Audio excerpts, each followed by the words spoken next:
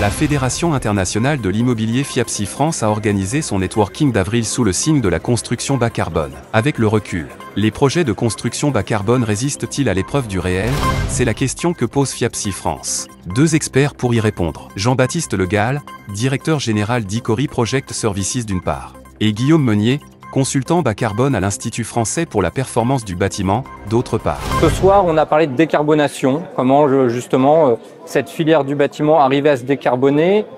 Les points sur lesquels j'ai appuyé, c'est qu'on sait se décarboner. On a cette chance en France d'avoir et l'ingénierie, l'architecture, les clients, les maîtrises d'ouvrage et les collectivités qui s'y mettent. On a un contexte français qui est vraiment très propice. Nous, on voulait faire passer ce message, quel retour d'expérience nous avons dans le pilotage de nos projets, dans les échanges qu'on a avec l'ensemble des acteurs de la filière, que ce soit les propriétaires, les architectes, les bureaux d'études. Et c'était pour nous important de pouvoir remonter cette expérience terrain. On arrive à se décarboner avec des chiffres qui sont très encourageants et que le coût n'est pas si élevé que ça tant qu'on met en place une méthode et qu'on a de l'apprentissage qu'on a fait déjà depuis maintenant presque une dizaine d'années. On est toujours perfectible, mais ça fonctionne beaucoup mieux. Nous, ce qu'on constate au quotidien, c'est qu'il y a une vraie attention de l'ensemble des acteurs sur ce sujet de décarbonation. C'est un sujet qui est mieux compris déjà. Donc, on a moins besoin de faire de la pédagogie, moins besoin d'expliquer. On a un niveau de compétence de l'ensemble des acteurs, que ce soit, comme je disais tout à l'heure, clients, architectes, bureaux d'études ou entreprises, qui a vraiment augmenté. Aujourd'hui, ce qu'on a constaté, c'est vraiment une évolution de la démarche, une évolution des compétences, une évolution des réflexions sur l'ensemble des problématiques et l'ensemble des phases de vie d'un projet.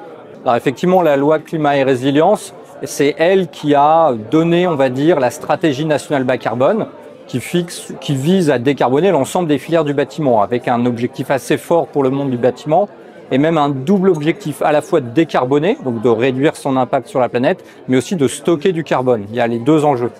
Et issu de ça, il y a une nouvelle réglementation pour le bâtiment, la RE 2020, Réglementation environnementale 2020, qui fixe des objectifs de décarbonation et qui fixe d'autres objectifs, notamment de séquestrer massivement du carbone dans le monde du bâtiment.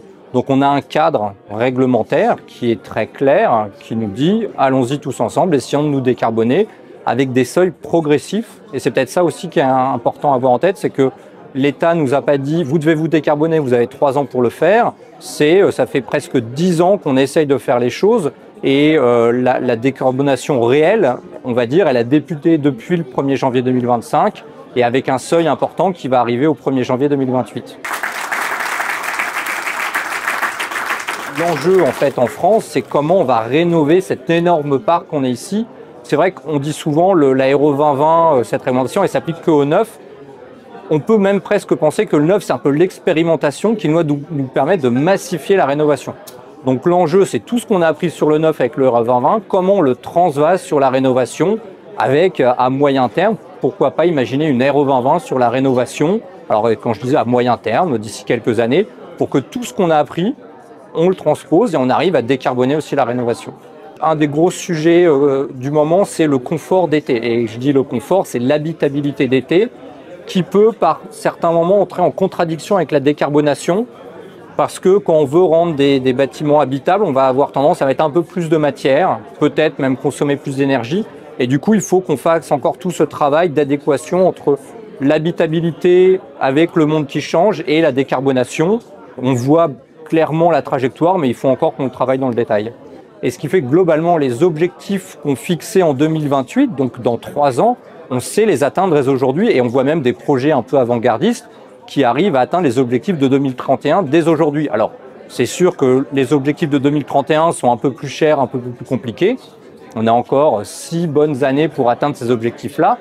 On voit que quelque part, la réglementation a entraîné tout le monde, avec toujours ceux qui font mieux que la réglementation, mais il y a toute la filière qui s'y est mise et tout le monde est bien entraîné dans ça. Et donc, pour répondre de manière très concrète face à la réalité, oui, on arrive à se décarboner.